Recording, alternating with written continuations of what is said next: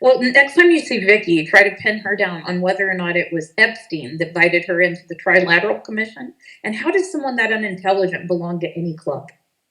You know, I'm just curious. I'm just really baffled by this. I didn't know she's Trilateral Commission. Yeah, yeah. Wow. And Epstein was invited by Rockefeller himself. So, you know, we've got a problem here, folks. And it's not the poor. The poor are not the problem. We've got a problem. They're the rich. And they're not the regular rich. They're the uber rich. And we've got to, they're the only problem on this earth. Yeah. They are, I think, the biggest problem. And I wanted to ask you, you mentioned what was it, Katie Ford? Did you have any experience with Eileen Ford? Or? Good. Let me tell you a good Katie Ford story. Oh, wait, I'm sorry. With who? Or either, or Katie Ford or Eileen Ford. Any experience with yes, not Eileen Ford. Katie Ford on multiple occasions. Katie Ford is very good friends with Eileen Guggenheim, who ran the New York Academy of Art, was the dean. They all had daughters named Isabel with their friend Whit Stillman's daughter, Isabel. One time I babysat the three Isabels. They all went to this little private school for the uber rich, spoiled children in Manhattan. And I used to, you know, be a person who babysat them as a slave. And Katie Ford, I had already met her. She, of course, had no memory of me. And I'm in the office. And because these people don't look at you, they don't notice anybody. They only notice when it's the weirdest thing. So you're invisible, right? Especially if you're a slave. And I was a slave. And I'm standing there, and I'll never forget, we're at the Helmsley Palace offices at the very front of them. And Katie Ford is standing there yucking it up with Ghislaine Maxwell. And I was there to meet with Jeffrey that day. And Ghislaine said, "Oh, no, you're going to meet with us first." And so we just stood there. And Ghislaine said, "I've already shown Katie the photos of Annie, and she needs to be a model for her." And I said, "She doesn't want a model."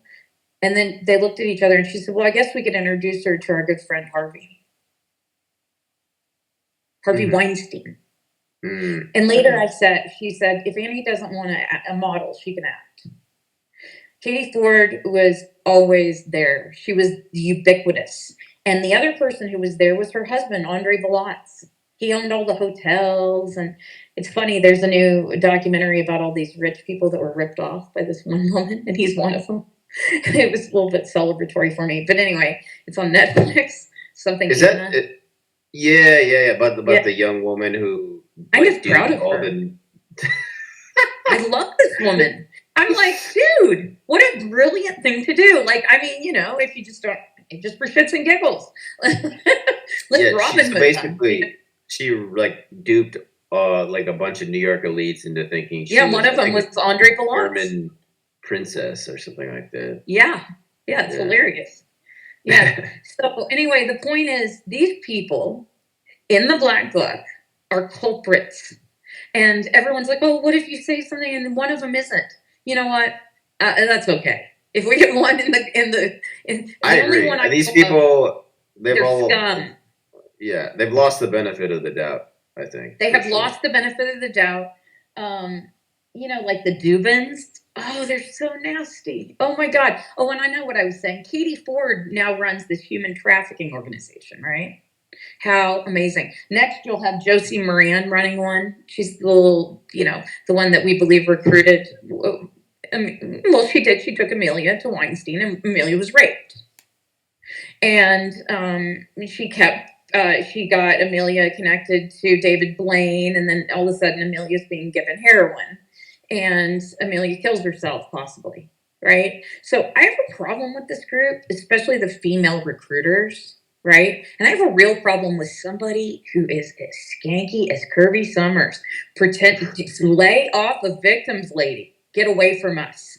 Stop it. She's a vulture and, you know, a grifter.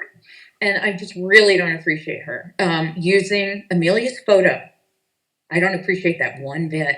That is disgusting. That woman is no longer with us that we know of. And her family is super religious, like weird religious. And and they're very unkind towards George, like kind of threatening. They just, I'm hesitant to speak of her too much because they're crazy and will probably sue. But I think they're crazy because they had the most beautiful person in their lives and they didn't appreciate her very much, in my opinion.